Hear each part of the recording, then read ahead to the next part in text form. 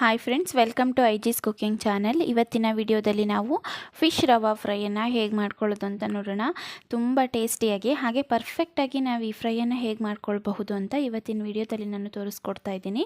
ನೋಡಿ, ತುಂಬಾ ಚೆನ್ನಾಗಿ ಬಂದಿತ್ತು ಫ್ರೆಂಡ್ಸ್.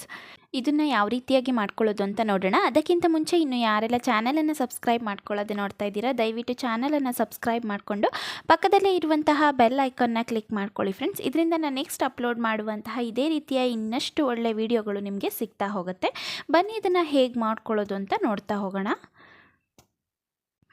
ಇದನ್ನು ಮಾಡ್ಕೊಳ್ಳಿಕ್ಕೆ ನಾನಿಲ್ಲಿ ಒಂದು 300-350 ಗ್ರಾಮ್ ಅಂದಾಜಷ್ಟು ಕಾಟ್ಲಾ ಫಿಶನ್ನು ಕ್ಲೀನ್ ಮಾಡಿ ತೊಗೊಂಡಿದ್ದೀನಿ. ನೋಡಿ, ಇದನ್ನು ಯೂಸ್ ಮಾಡೋಕ್ಕಿಂತ ಮುಂಚೆ ತೊಳೆದು ಮೀನನ್ನು ತೊಗೊಳ್ಬೇಕಾಗತ್ತೆ. ರವಾ ಫ್ರೈಗೆ ಯಾವ ಮೀನನ್ನು ಬೇಕಾದ್ರೂ ತೊಗೊಳ್ಬಹುದು. ಇದನ್ನು ಮಾಡ್ಕೊಳ್ಳಿಕ್ಕೆ ಅಂತ ಒಂದು ಬೌಲಿಗೆ ಅಚ್ಕಾರದ ಪುಡಿಯನ್ನು ಹಾಕೊಳ್ತಾ ಇದ್ದೀನಿ. ಹಾಗೆಯೇ 2 ಚಮಚ ಅಚ್ಕಾರದ ಪುಡಿ, 1 ಚಮಚದಷ್ಟು ಧನಿಯಾ ಪೌಡರನ್ನು ಹಾಕೊಂಡಿದ್ದೀನಿ. ಹಾಗೆಯೇ ಶುಂಠಿ ಮತ್ತು ಬೆಳ್ಳುಳ್ಳಿ ಪೇಸ್ಟು 1 ಚಮಚದಷ್ಟು ತೊಗೊಂಡಿದ್ದೀನಿ. ಹಾಗೆ ಇದರೊಟ್ಟಿಗೆ 1/4 ಚಮಚದಷ್ಟು ಅರಿಶಿನವನ್ನು ಹಾಕೊಳ್ತಾ ಇದ್ದೀನಿ. ಹಾಗೆ ಒಂದು ಅರ್ಧ ಹೋಳು ನಿಂಬೆ ರಸವನ್ನು ಸಹ ತಗೊಂಡಿದ್ದೀನಿ. ನಿಂಬೆ ರಸವನ್ನು ನೋಡಿ ಈ ರೀತಿ ಚೆನ್ನಾಗಿ ಅದರ ರಸನ ತೆಗಿತಾ ಇದ್ದೀನಿ. ನೋಡಿ, ಈ ರೀತಿಯಾಗಿ ನಿಂಬೆ ರಸವನ್ನು ಸಹ ತಗೊಂಡಿದ್ದೀನಿ. ನಾವು ಮೀನು ಫ್ರೈಯನ್ನು ಮಾಡ್ತಾ ಇರೋದ್ರಿಂದ ನಿಂಬೆ ರಸವನ್ನು ಹಾಕೊಳ್ಳೇಬೇಕಾಗತ್ತೆ. ಹಾಗೆಯೇ ಇದರೊಟ್ಟಿಗೆ ನಾನಿಲ್ಲಿ ನೋಡಿ ಉಪ್ಪನ್ನು ಹಾಕೊಳ್ತಾ ಇದ್ದೀನಿ. ಉಪ್ಪು 1 ಸ್ಪೂನಷ್ಟು ಸೇರಿಸ್ಕೊಂಡಿದ್ದೀನಿ. ಖಾರ, ಉಪ್ಪು, ಹುಳಿ ಸಮ ಪ್ರಮಾಣದಲ್ಲಿ ಬೇಕಾಗುತ್ತೆ. ನಾವು ಮೀನಿಂದು ಫ್ರೈ ಮಾಡ್ತಾ ಇರೋದ್ರಿಂದ ಈ ಉಪ್ಪು, ಖಾರ, ಹುಳಿ 3 ಸಹ ನಮಗೆ ಸಮ ಪ್ರಮಾಣದಲ್ಲಿನೇ ನಾವು ಹಾಕ್ಕೊಳ್ಬೇಕಾಗತ್ತೆ. ಹಾಗೆಯೇ ಇದನ್ನು ಮಾಡಲಿಕ್ಕೆ ನಾನಿಲ್ಲಿ 1 ಎಗ್ಗನ್ನು ತಗೊಂಡಿದ್ದೀನಿ. ನೀವು ಜಾಸ್ತಿ ಪ್ರಮಾಣದಲ್ಲಿ ಮೀನನ್ನು ತಗೊಂಡಿದ್ರೆ ಮೊಟ್ಟೆನೂ ಸಹ ಜಾಸ್ತಿ ಪ್ರಮಾಣದಲ್ಲಿ ತೊಗೊಳ್ಳಿ, ತುಂಬಾ ಚೆನ್ನಾಗಿ ಬರುತ್ತೆ. ನೋಡಿ, ಈಗ ಇದನ್ನು ಚೆನ್ನಾಗಿ ಮಿಕ್ಸ್ ಮಾಡ್ಕೊಳ್ಳೋಣ. ನಾವು ಇದನ್ನು ಮಿಕ್ಸ್ ಮಾಡ್ಕೊಳ್ಳುವಾಗ ಎಲ್ಲೂ ಸಹ ನೀರನ್ನು ಆ್ಯಡ್ ಮಾಡ್ಕೊಳ್ಬಾರ್ದು. ಮೊಟ್ಟೆ ಹಾಗೂ ಹುಳಿ ಏನು ಹಾಕಿರ್ತೀವಿ ಅದರದಷ್ಟೇ ಲಿಕ್ವಿಡ್ ಅಂಶ ನಮಗೆ ಇರಬೇಕಾಗತ್ತೆ. ನೋಡಿ, ಈಗ ನಾನು ಇದನ್ನು ನೀಟಾಗಿ ಬೀಟ್ ಮಾಡ್ಕೊಳ್ತಾ ಇದ್ದೀನಿ. ಈ ರೀತಿ ಬೀಟ್ ಮಾಡಿ ಪರ್ಫೆಕ್ಟಾಗಿ ಎಲ್ಲೂ ಗಂಟುಗಳಿರಬಾರ್ದು, ಆ ರೀತಿ ಮಾಡಿ ತಗೊಳ್ಬೇಕಾಗತ್ತೆ ನಾವು. ನಂತರ ನಾವು ಇದನ್ನು ಮೀನು ಮೇಲೆ ಅಪ್ಲೈ ಮಾಡ್ಕೊಳ್ಬಹುದು. ಮೀನನ್ನು ಅಷ್ಟೇ ನಾವು ತಗೊಳ್ಳುವಾಗ ತುಂಬ ಚೆನ್ನಾಗಿ ಕ್ಲೀನ್ ಮಾಡಿ ತೊಳೆದು ತೊಗೊಂಡಿರಬೇಕಾಗತ್ತೆ. ಹಾಗೆಯೇ ಅದ್ರ ಮೇಲೆ ಆದಷ್ಟು ನೀರು ಇಲ್ಲದೆ ಇರೋ ರೀತಿ ಒರೆಸಿ ತೊಗೊಳ್ಬೇಕಾಗತ್ತೆ. ನೋಡಿ, ಈಗ ಇದು ರೆಡಿ ಇದೆ. ಈ ರೀತಿ ಒಂದು ಪ್ಲೇಟನ್ನು ಇಟ್ಕೊಂಡಿದ್ದೀನಿ. ಹಾಗೆಯೇ ನೋಡಿ, ಮೀನು ಸಹ ತೊಗೊಂಡಿದ್ದೀನಿ. ಈ ಪ್ಲೇಟಿಗೆ ನಾವು ಮೀನನ್ನು ಇಟ್ಕೊಳ್ಳೋಣ. ನೋಡಿ, ಒಂದೊಂದೇ ಮೀನನ್ನು ಇಟ್ಕೊಂಡು ಈ ರೀತಿ ನಾನೀಗ ರೆಡಿ ಮಾಡ್ಕೊಂಡಿರುವಂತಹ ಒಂದು ಮಸಾಲೆ ಏನಿದೆ ಅದನ್ನು ಹಾಕ್ಕೊಳ್ತಾ ಇದ್ದೀನಿ.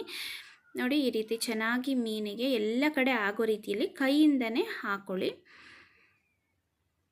ನೋಡಿ, ಈ ರೀತಿಯಾಗಿ ನಾನು ಅಪ್ಲೈ ಮಾಡ್ಕೊಳ್ತಾ ಇದ್ದೀನಿ. ಈ ರೀತಿ ಮಾಡೋದ್ರಿಂದ ಎಲ್ಲ ಕಡೆಯೂ ಸಹ ಉಪ್ಪು ಖಾರ ಚೆನ್ನಾಗಿ ಹಿಡಿಯುತ್ತೆ ಮೀನಿಗೆ.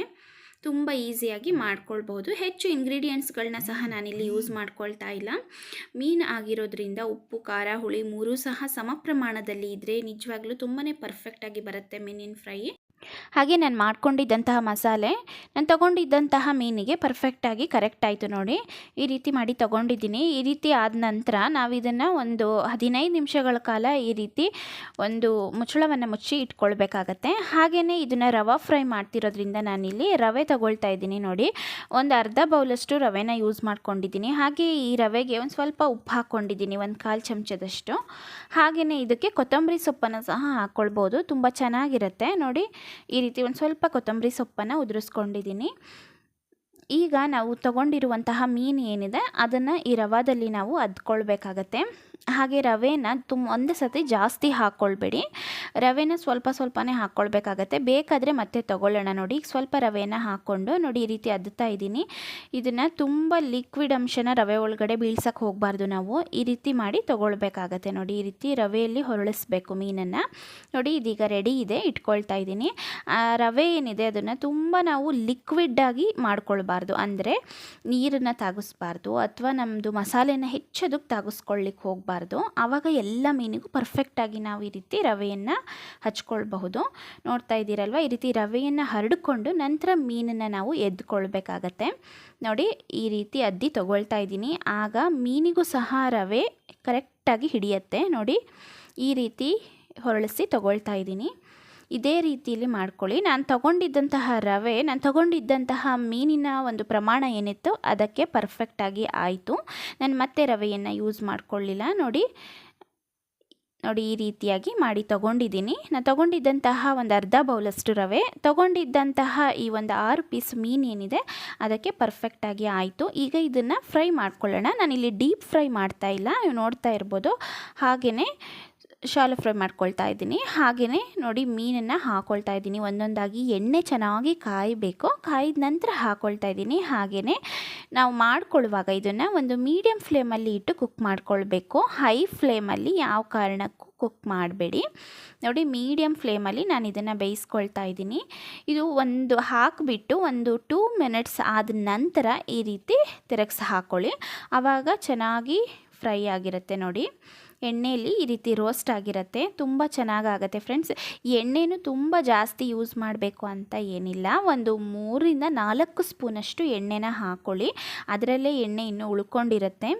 ನೋಡಿ ಈ ರೀತಿ ಚೆನ್ನಾಗಿ ತಿರುಗಿಸಿ ಹಾಕ್ಕೊಂಡು ಫ್ರೈ ಮಾಡ್ಕೊಳ್ಬೇಕಾಗತ್ತೆ. ಒಂದೇ ಸೈಡು ಬಿಡೋಕ್ಕೆ ಹೋಗಬೇಡಿ, ಬೇಗ ಸೀದ್ ಹೋದಂಗೆ ಆಗಿಬಿಡತ್ತೆ. ನೋಡಿ ಈ ರೀತಿ ತಿರುಗಿಸಿ ಹಾಕ್ಕೊಂಡು ಕುಕ್ ಮಾಡ್ಕೊಳ್ಳೋದ್ರಿಂದ ಎರಡೂ ಸೈಡು ನಾವು ಪರ್ಫೆಕ್ಟಾಗಿ ಬೇಯಿಸ್ಕೊಳ್ಬಹುದು.